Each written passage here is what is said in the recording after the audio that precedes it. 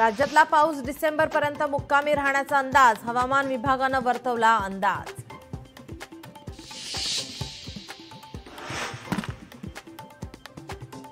Anil अंबानीच्या Reliance infra विरुद्ध मोठी कारवाई। ईडीचे मुंबई आणि इंदूरमधून 6 ठिकाणी छापे।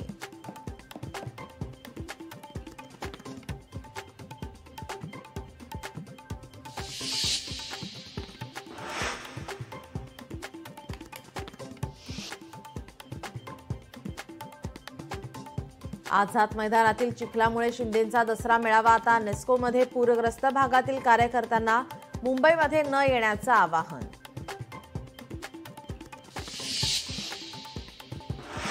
ऐन दिवाळीत सर्वसामान्यांना महागाईचा फटका। एसटी महामंडळाकडून दिवाळीसाठी 10% भाडेवाढीचा निर्णय। 15 ऑक्टोबर ते 5 नोव्हेंबरपर्यंत भाडेवाढ लागू।